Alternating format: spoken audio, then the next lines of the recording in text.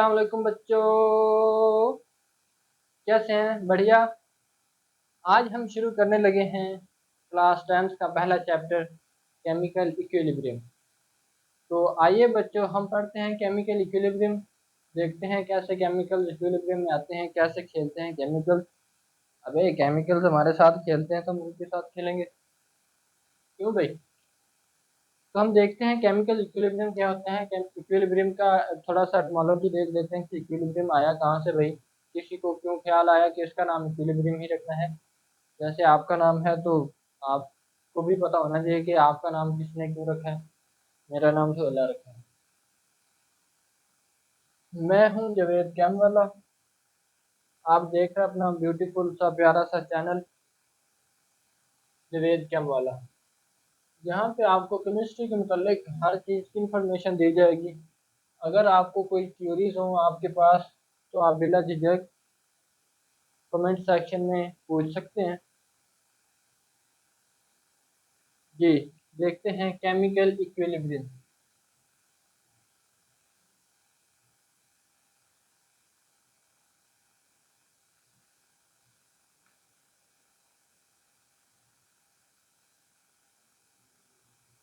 Chemical equilibrium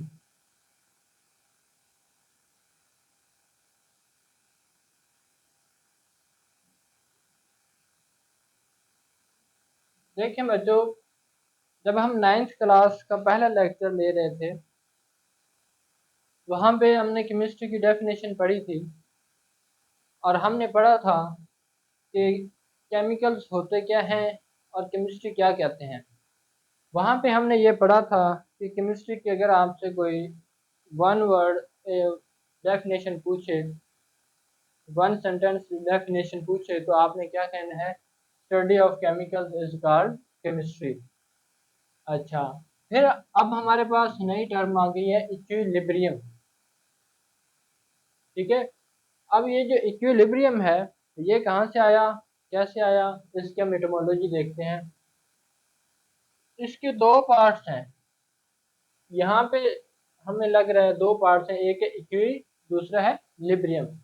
जो equi है ये बेसिक इक्विलिब्रियम, दोनों इक्वी और लिब्रियम, ये एक्वा और लिब्रियम जो है लिब्रा, इसे कहते हैं लेटिन है,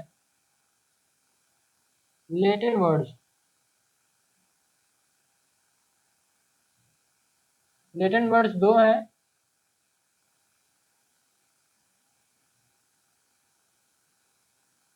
एक्वा और लिब्रा।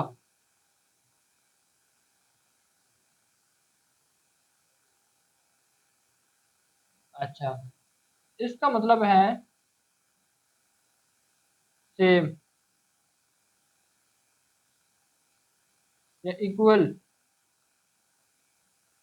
ठीक है, और जो लिब्रा है इसका मतलब है बैलेंस्ड।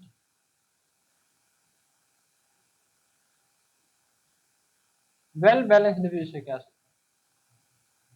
पूरी तरह एक तराजू है उसके दोनों पलड़े, ये तराजू है उसके दोनों पलड़े बराबर हैं, एकदम खड़े हैं, हिल नहीं रहे, इसे हम कहते हैं इक्विलिब्रियम।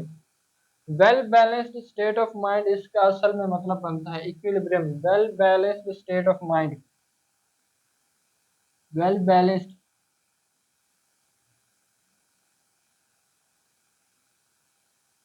State of mind.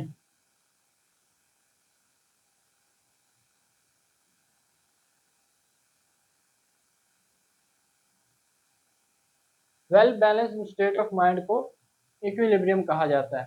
अब हम देखते हैं कि इक्विलिब्रियम की टाइप्स क्या होती हैं। इक्विलिब्रियम की बेसिकली दो टाइप्स होती हैं, ये मिटा दो, चलो इधर लिख लेता हूँ। दो टाइप्स होती हैं, एक को हम कहते हैं स्टैटिक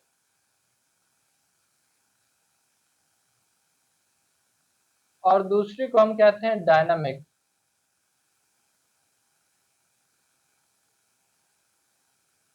स्टैटिक इक्विलिब्रियम और डायनामिक इक्विलिब्रियम। अब देखना ये है कि अब स्टैटिक का मतलब होता है कि एक ही जगह खड़ा है, स्टॉप। डायनामिक का मतलब है मूव, मोशन में। दूसरे वाले मोशन ना समझ लेना कि आपको मोशन लगे और आप कहें कि हम तो डायनामिक इक्विलिब्रियम में हैं। अच्छा, अब हमने अब नेक्स्ट जो डायनामिक इक्विलिब्रियम है इसकी जो टाइप्स हैं वो एक है केमिकल इक्विलिब्रियम, जिसको हमने इस चैप्टर में पढ़ना है।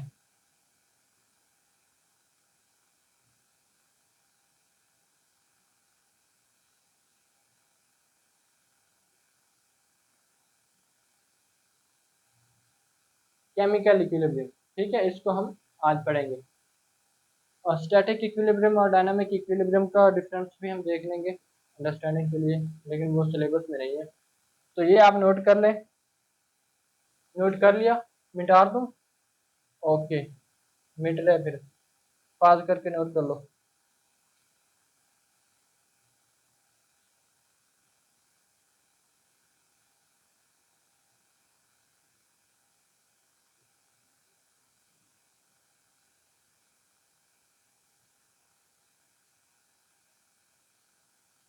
देखें बच्चों, हमारी बॉडी में हम जानदार चीज़ें हैं, इंसान जानवर जो भी हैं जानदार चीज़ें, पौधे भी हम जानदार चीज़ें हैं।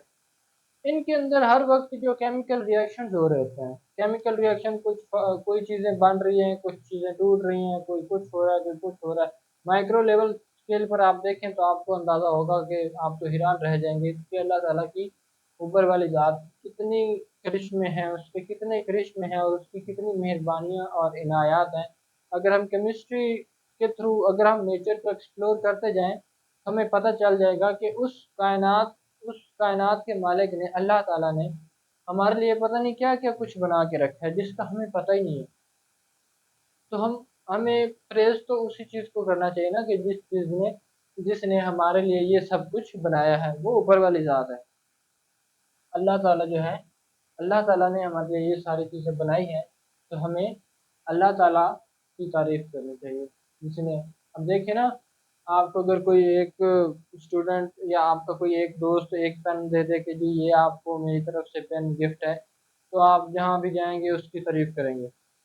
तो अल्लाह ताला जिसने हमें इतनी सारी चीज़ें दी हैं, अभी हम ये केमिकल इक्विलिब्रियम देखेंगे तो हमें पता चलेगा आपको कि इसमें अल्लाह ताला ने हमारे लिए क्या क्या अरेंजमेंट्स बना के रखे। तो अल्लाह ताला ने हमें कितनी सारी चीज़ें गिफ्ट में दी हैं, हमें अल्लाह ताला को शुक्र अदा करना चाहिए, अल्लाह ताला को प्रेज़ करना चाहिए। तो आइए देखते हैं केमिकल इक्विलिब्रियम। बच्चों, हम सांस लेते हैं, हमें ऑक्सीजन की ज़रूरत होती है। हम इस इन्वायरमेंट से सांस लेंगे और कार्बन डाइऑक्साइड जो है वो एक्सहेल करेंगे, हम कार्बन डाइऑक्साइड बाहर निकालेंगे। अब हम क्या कर रहे हैं कि हम इस इन्वायरमेंट से, इस एनवायरनमेंट से वो चीज़ ले रहे हैं जो हमारे काम की है, और वही चीज़ खारिज कर रहे हैं जो हमारे काम की नहीं है, कार्बन डाइऑक्साइड। लेकिन अल्लाह ताला ने हमारे बका के लिए, हमें ज़िंदा रखने के लिए इसका इंतज़ाम किया हुआ है। कैसे इंतज़ाम किया हुआ है? यहाँ पे हैं एनिमल्स, यहाँ पे हैं प्लांट्स। इस ज़मीन पर, इस कुर्रा अर्ज़ पर प्लांट्स को जन्म देकर, प्लांट्स को ज़िंदगी देकर अल्लाह ताला ने हमारे जीने का बंदोबस्त किया है, और हमें इस ज़मीन पर भेज कर, हमें इस ज़मीन पर जन्म देकर अल्लाह ताला ने प्लांट्स की ज़िंदगी का बंदोबस्त किया हुआ है। ये देखें, बड़ा ही एक म्यूचुअल कॉम्बिनेशन है। अल्लाह ताला ने कितना साफ़ सुथरा, ना कोई इनकी लड़ाई है। खैर, लड़ाई तो आजकल चल रही है। ये जो हैं ये इनके दुश्मन हैं, ज़्यादा दुश्मन, इसमें हम भी आते हैं। जो एनिमल्स हैं, रिलीज कार्बन डाइऑक्साइड,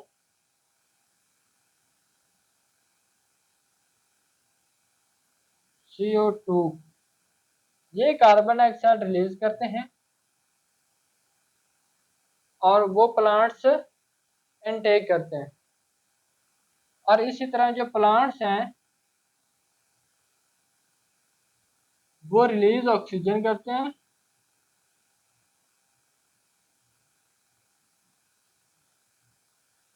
और एनिमल्स उसको इनटेक करते हैं।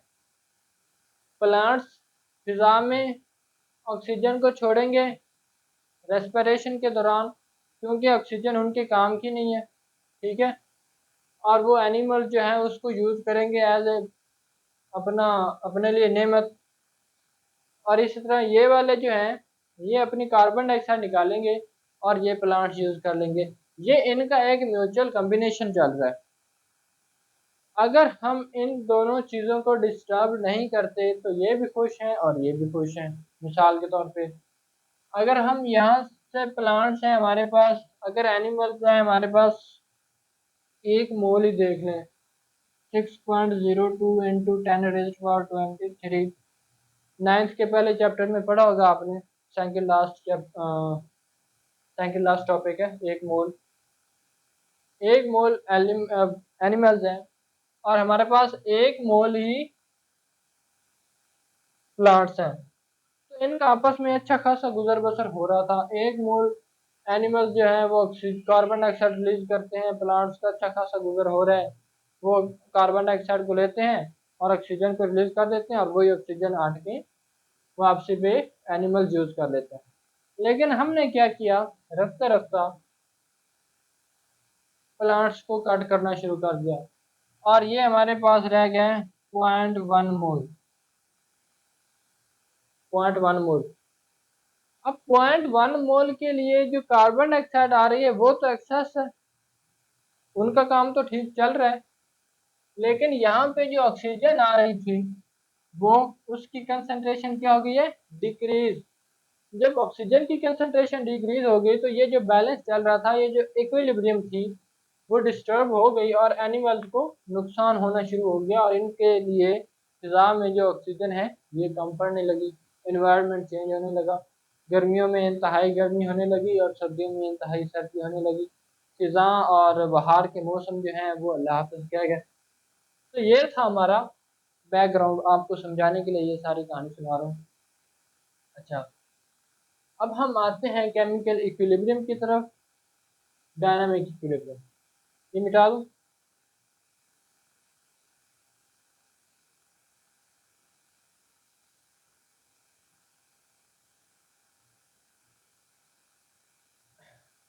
देखिए बच्चों, पहले हमने ये पढ़ा है कि जो केमिकल इक्विलिब्रियम है ये डायनामिक इक्विलिब्रियम की एक टाइप है। डायनामिक का मतलब होता है इन मोशन।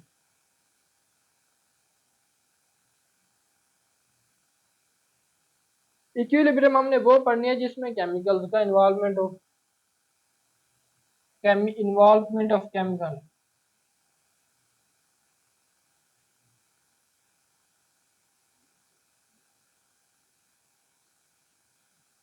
केमिकल्स की इन्वॉल्वमेंट हो और वो केमिकल्स कंटिन्यूसली इन मोशन हो, तो वो जो हमारे पास इक्विलिब्रियम इस्टेब्लिश करेंगे वो डायनामिक इक्विलिब्रियम होगी, उसको हम केमिकल इक्विलिब्रियम कहेंगे।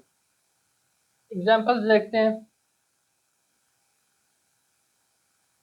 हमारे पास है कैल्शियम ऑक्साइड, क्विकलाइम बोलते हैं इसे, नाइन्थ के पहले चैप्टर में देखें, टेबल मिड में है। प्लस कार्बन डाइऑक्साइड, इसको जब हम मिलाते हैं तो हमारे पास जो बनता है कैल्शियम कार्बोनेट, ये CO3। देखिए बच्चों, ये जब कैल्शियम ऑक्साइड और कार्बन डाइऑक्साइड मिलके कैल्शियम कार्बोनेट बनाते हैं, तो इसी तरह जब हम कैल्शियम कार्बोनेट को CaCO इसको हीटअप किया जाता है। थ्री को अगर हम हीटअप करेंगे तो हमारे पास जो बनेगा कैल्शियम ऑक्साइड और कार्बन डाइऑक्साइड बनेगा, ठीक है। अगर ये सिस्टम क्लोज होगा तो ये बनेगा, ये दोनों चीजें बनेंगी। अगर सिस्टम ओपन है, क्लोज सिस्टम, अगर सिस्टम ओपन है तो हमारे पास यही रिएक्टेंट होगा कैल्शियम कार्बोनेट, इसको हम हीटअप करेंगे, कैल्शियम ऑक्साइड तो बनेगा लेकिन जो कार्बन डाइऑक्साइड है ये ऊपर वेपर्स में कन्वर्ट हो जाएगा, ये स्केप आउट हो जाएगा और हमारे पास बीकर में जो बचेगा वो होगा कैल्शियम ऑक्साइड, जबकि हमने तो कैल्शियम कार्बोनेट दिया था। अगर ये सिस्टम ओपन होगा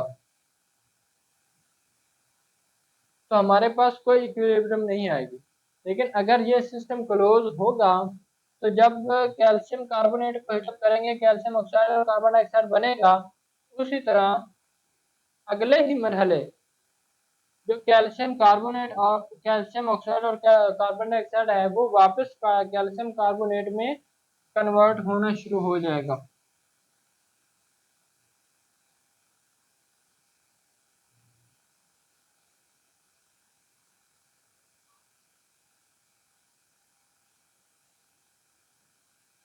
हाफ एरो से रिप्रेजेंट करते हैं रिवर्सिबल रिएक्शन।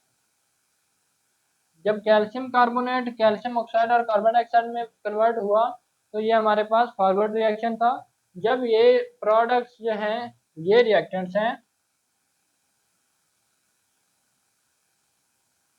ये प्रोडक्ट्स हैं in case of forward reaction.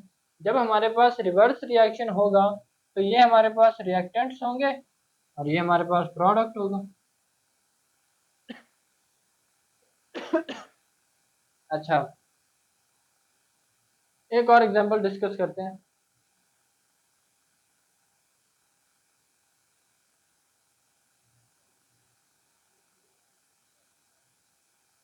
Formation of ammonia.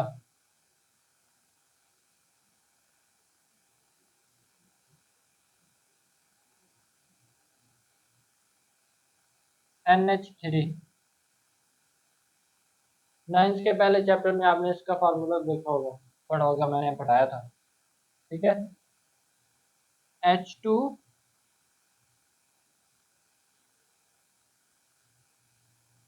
Plus N2, ये हमारे पास बनता है NH3।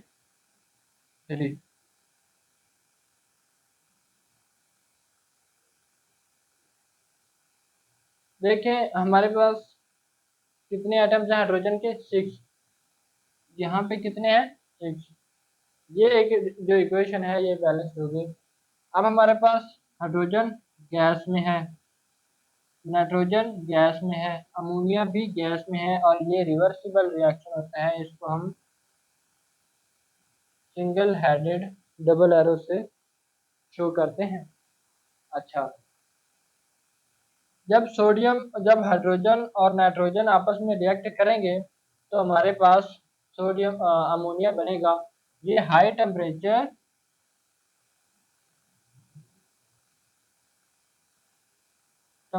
भी इस पे हाई होता है और प्रेशर भी 450 डिग्री तक होता है इसका प्रेशर। ठीक है। अच्छा, अब नेक्स्ट देखना ये है कि इसको हम डिस्टर्ब भी कर सकते हैं या नहीं। तो जी ज़रूर, बिल्कुल इसको डिस्टर्ब भी कर सकते हैं। मिसाल के तौर पे अगर हमने अमोनिया थोड़ा सा निकाल लिया तो इसकी कंसंट्रेशन कम होगी। जब ये रिएक्शन फास्ट होता जाएगा forward reaction, in the beginning जो फॉरवर्ड रिएक्शन है वो ज़्यादा होगा और जो रिवर्स रिएक्शन है वो बहुत स्लो होगा। लेकिन जब टाइम बढ़ता जाएगा, एक स्टेट ऐसी आ जाएगी जब फॉरवर्ड रिएक्शन और रिवर्स रिएक्शन जो है वो बिल्कुल इक्वल हो जाएंगे। उस स्टेट को हम कहेंगे इक्विलिब्रियम। उसको हम ग्राफ से इस तरह से रिप्रेजेंट करते हैं। ये हमारे पास इस साइड पे टाइम है और इस साइड पे रेट ऑफ रिएक्शन है जिसको हम आर से रिप्रेजेंट कर रहे हैं। ठीक है। इन द बिगिनिंग क्या होगा,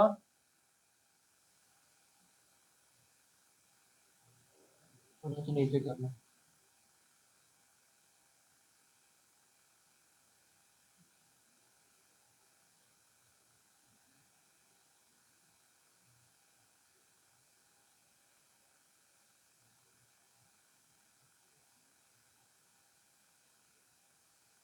ये था हमारे पास रेट। ऊपर वाला जो है वो है फॉरवर्ड रिएक्शन के लिए, ये जो है रिवर्स रिएक्शन। जब हमने रिएक्शन स्टार्ट किया, जब हमारे पास टाइम 0 था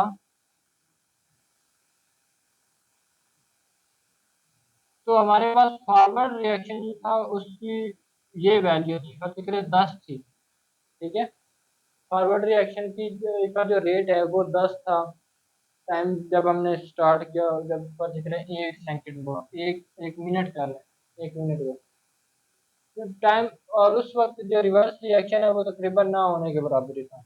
अच्छा, फिर थोड़ा सा टाइम बढ़ाया और टाइम किया तो हमने देखा कि जो फॉरवर्ड रिएक्शन है उसका रेट कम हो गए 6 रह गया। इस वक्त जो टाइम है वो 5 मिनट हो चुका था। और जो रिवर्स रिएक्शन जिसका रेट ना होने के बराबर था, पर्टिकुलर 1 ही था, उसका जो रेट है वो इंक्रीज होके 4 हो चुका है। उसका 6 हो चुका है, इसका 4 हो चुका है 5 मिनट बाद। फिर हमने सोचा कि 10 मिनट बाद देख लें।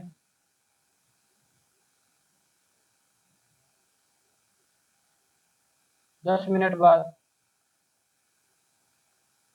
10 मिनट बाद जब हमने देखा तो ये यहाँ पर आ चुके थे ग्राफ। ये हो चुका था तकरीबन जो फॉरवर्ड रिएक्शन है वो 5.5 हो चुका था, और ये जो है हमारे पास 4.5 हो चुका था, जो रिवर्स रिएक्शन है। फिर हमने सोच थोड़ा सा टाइम को और बढ़ाया, 15 मिनट बाद देखा। 15 मिनट बाद दोनों जो ग्राफ्स हैं वो सेम हो चुके थे और वो आ चुके थे 5 पर। तो हमने देखा कि वक्त के साथ साथ जो फॉरवर्ड रिएक्शन है उसका रेट कम हो रहा है और रिवर्स रिएक्शन का जो रेट है वो ज़्यादा हो रहा है। और एक स्टेट ऐसी आ जाती है जब फॉरवर्ड रिएक्शन और रिवर्स रिएक्शन जो है उनका रेट इक्वल हो जाता है। रेट की बात कर रहा हूँ, रेट ऑफ रिएक्शन। तो उस स्टेट को हमने कहा कि ये इक्विलिब्रियम है, केमिकल इक्विलिब्रियम, एक डायनामिक इक्विलिब्रियम स्टैब्लिश हो जाती है। ठीक है, अब ये जो रिएक्शन है डायनामिक इक्विलिब्रियम जो है, केमिकल इक्विलिब्रियम डायनामिक इक्विलिब्रियम की ही एक टाइप है, कंफ्यूज ना हो। इसको क्लोज सिस्टम में करना है, ओपन सिस्टम में नहीं करना, क्योंकि जो रिएक्टेंट्स या प्रोडक्ट्स होते हैं वो आमतौर पे गैसेस फॉर्म में होते हैं, तो वो escape आउट हो जाते हैं। ठीक है,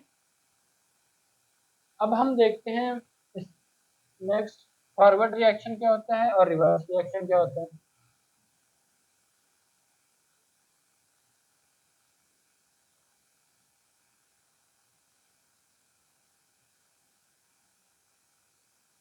फॉरवर्ड रिएक्शन,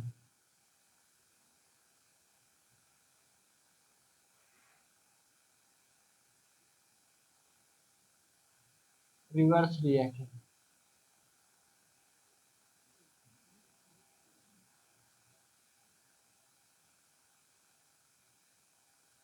देखें बच्चों, जो फॉरवर्ड रिएक्शन है ये प्रोसीड करता है लेफ्ट टू राइट,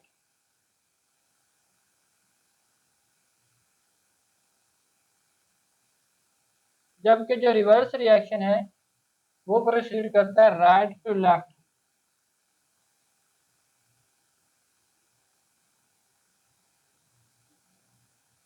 ठीक है, इसमें जो रिएक्टेंट्स हैं वो प्रोडक्ट्स में कन्वर्ट होते हैं।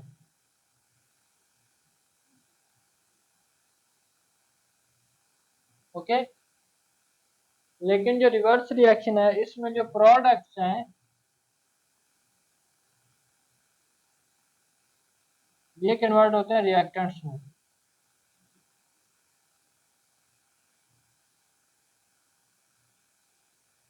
अच्छा, इन द बिगिनिंग जो रेट ऑफ फॉरवर्ड रिएक्शन है ये हाई होता है।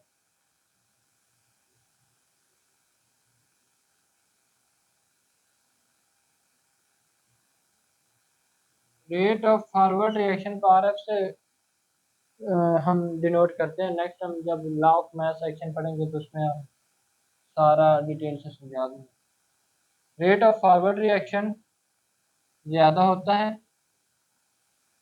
और इन बिगिनिंग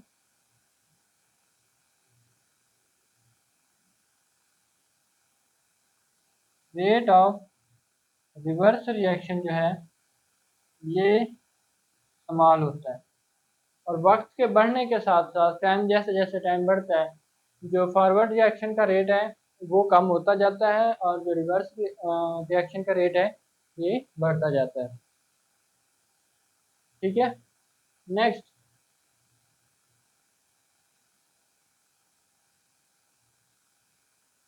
इसको हम रिप्रेजेंटेशन जो है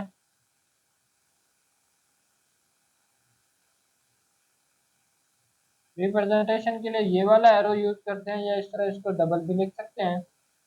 और जो रिवर्स रिएक्शन की रिप्रेजेंटेशन है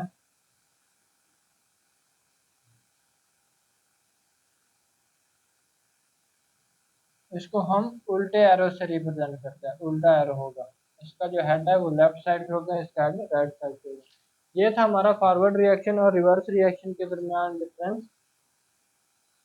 ठीक है, फॉरवर्ड रिएक्शन की एग्जांपल देखें हम, CaO प्लस CO2, ये हमारे पास बनेगा CaCO3। ठीक है, इसकी एग्जांपल देखें हम कि ये उसी रिएक्शन को उल्टा कर दें, CaCO3 को CaO प्लस CO2 कर दें। ठीक है, ये था हमारा फॉरवर्ड और रिवर्स रिएक्शन के दरमियान डिफरेंस। नेक्स्ट हम देखते हैं macroscopic characteristics of dynamic equilibrium, कि हमें कैसे, मैक्रोस्कोपिक का मतलब वो होता है जो चीज़ें हमें नज़र आती हैं आँख से, नेकेड आई से नज़र आती हैं वो मैक्रोस्कोपिक होती हैं, जो नज़र नहीं आती हैं वो माइक्रोस्कोपिक होती हैं। ये आपने पढ़ रखा होगा नाइन्थ में जो माइक्रोस्कोपी का जो है चैप्टर। ठीक है, नेक्स्ट हम देखते हैं macroscopic characteristics of dynamic equilibrium. Dynamic equilibrium की जो मैक्रोस्कोपिक कैरेक्टरिस्टिक्स हैं वही केमिकल इक्विलिब्रियम की है। आइए एक एक करके देखते हैं, फिर हमें पता चलेगा कि हमारे पास कोई भी रिएक्शन हो रहा है तो हम देखेंगे कि ये डायनामिक इक्विलिब्रियम अटेन करेगा या नहीं करेगा।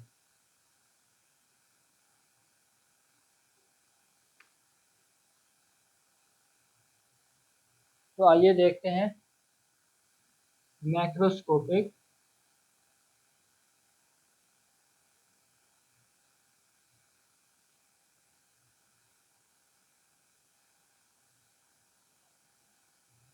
कैरेक्टरिस्टिक्स ऑफ केमिकल इक्विलिब्रियम या डायनामिक इक्विलिब्रियम की मैक्रोस्कोपिक कैरेक्टरिस्टिक्स देखते हैं। नंबर 1 पे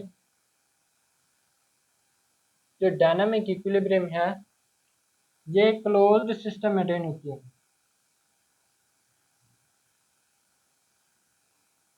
attend in close system.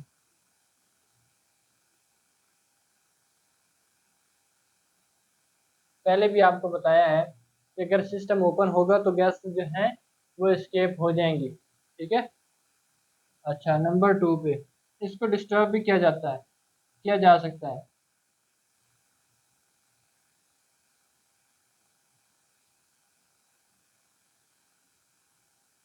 And attend again.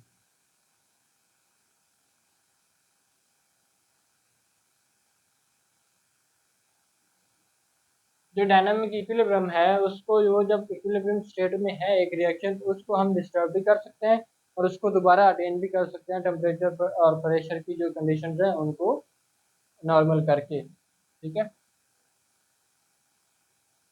Number 1 पे था क्लोज सिस्टम में होती है, नंबर 2 पे था डिस्टर्ब भी किया जा सकता है और दोबारा अटेन भी कर सकते हैं। जो कंसंट्रेशन है remains same.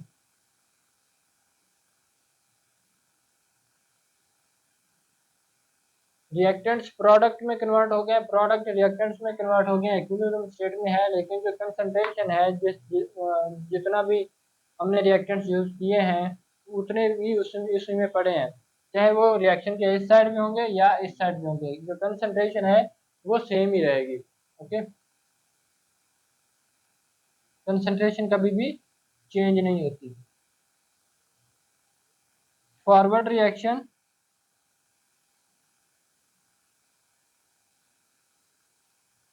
Forward reaction rate,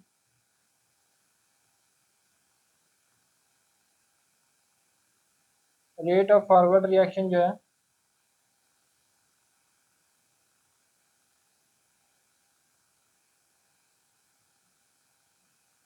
rate of forward reaction equal होता है रेट ऑफ रिवर्स रिएक्शन।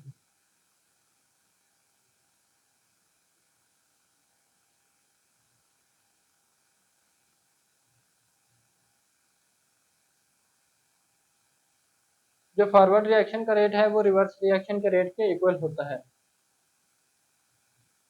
ये है हमारी मैक्रोस्कोपिक करेक्टरिस्टिक्स जो है इक्विलिब्रियम की, डायनामिक इक्विलिब्रियम की, कि इसको हम अटेन ये सिर्फ क्लोज सिस्टम में अटेन होता है, ओपन सिस्टम में अटेन नहीं होती डायनामिक इक्विलिब्रियम। और इसको डिस्टर्ब भी कर सकते हैं, दोबारा भी अटेन कर सकते हैं। जो कंसंट्रेशन है रिएक्टेंट्स और प्रोडक्ट की वो सेम रहती है, और फॉरवर्ड रिएक्शन जो है उसका रेट और रिवर्स रिएक्शन का रेट जो होता है वो इक्वल होता है। जी ये था हमारा लेक्चर 10th क्लास का, आज पहला लेक्चर था। तो आप देखते रहिए जावेद कैम वाला। आपको अगर इसमें से कोई मसला है या कोई भी प्रॉब्लम है, कोई भी कंफ्यूजन है, या यहाँ पे मैंने कोई गलती की हो, इस तरह की हम सब गलती कर लेते हैं, कर जाते हैं ना जानते हुए, ऑब्वियसली इंसान है। तो आपने कमेंट सेक्शन में ज़रूर बताना है, ज़रूर बताना है। अब देखते रहिए अपना प्यारा सा ब्यूटीफुल सा चैनल जावेद कैम वाला। पढ़ाई करते रहिए। All the very best.